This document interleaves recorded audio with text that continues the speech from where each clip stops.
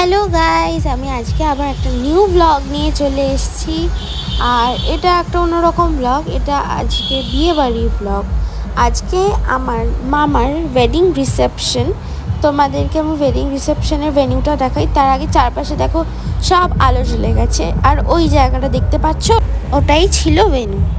তো আমি এখন আমার বারান্দায় ঘুরঘুর করছি, কি করব বুঝতে পারছি না। তো ভাবলাম আমি একটু গিয়ে মুখটা ধুয়ে নিই, সেটাই আমি করছিলাম। কারণ কি এখন আমি আমার রেডি হব, তো একটু মুখটা ধুয়ে নিয়ে আমি এখন আমার ঘরে যাব। তো দেখতেই পাচ্ছ আমি আমার মুখটা ধুয়ে নিলাম। এবার চলো আমরা একটু ঘরে যাই, আর কি কি পরবো আমি সেগুলো তোমাদের দেখিয়ে দিই।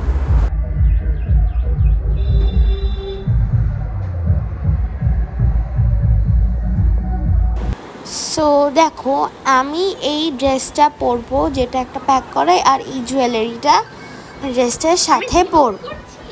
আর কত কিছু লাগবে রেডি হতে দেখে নাও। প্রথমে 3টে আমার মেকআপ পাউচ আছে, যেগুলো এক এক করে ফেলে দিলাম। আর সাথে একটা আই শ্যাডো প্যালেটও ছিল। তো এইগুলো লাগবে আমার রেডি হতে। আমার বোন ফোন ঘাটে। তো আমি এখন আয়নার সামনে চলে এসেছি, একটা সুন্দর লাইট জ্বেলে দিয়েছি আয়নাতে। আমি বাইরে বেরিয়ে চলে এসেছি, বিকজ আমার মা ওই ঘরে রেডি হচ্ছে, আর ওই ঘরে একটাই আয়না, দুজনে মিলে ওই ঘরে রেডি হতে পারছি না। তো আমি বাইরে চলে এসেছি আমি এইখানে রেডি হব বলে। তো চলো আমি কি করে রেডি হই সেটা আমি তোমাদের দেখিয়ে দিই।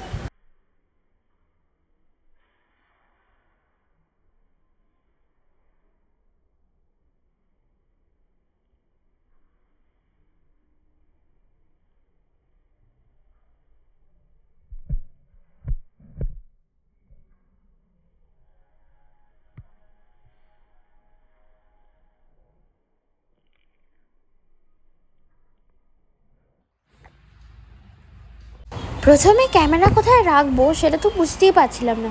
তারপরে যা হোক করে একটা সেটিং করলাম। তো তোমাদের এখন দূর থেকেই দেখতে হবে আমি কি করছি। তো প্রথমে আমি আমার মুখের মেকআপটা কমপ্লিট করব। খুব একটা মেকআপ আমি করব না, হালকার ওপর দিয়েই যাব।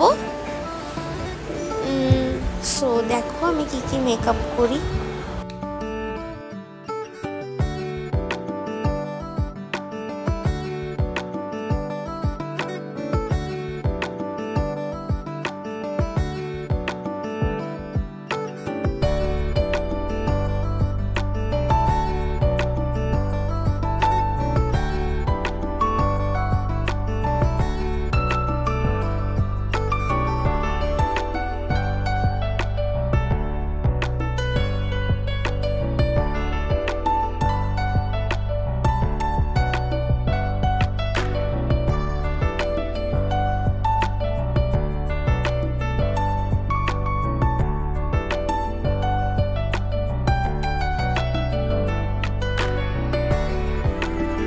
তো আমি ক্যামেরাটা আমার সামনে নিয়ে চলে এলাম, বাট তবু তোমরা আমায় দেখতে পাবে না। নিচের দিকটা আমার জামাটা দেখতে পাবে। তো কেন মনে হলো আমি জানি না। তো ফার্স্টে আমি একটু প্রাইমার অ্যাপ্লাই করে নিচ্ছি, খুবই অল্প, বিকজ এটা হাইলাইটার প্লাস প্রাইমার। মুখটা পুরো চকচকে হয়ে যাবে, তাই জন্য অল্পই অ্যাপ্লাই করছি। সো এখান থেকে তোমরা আবার দেখতে থাকো আমি আর কি কি মেকআপ করছি।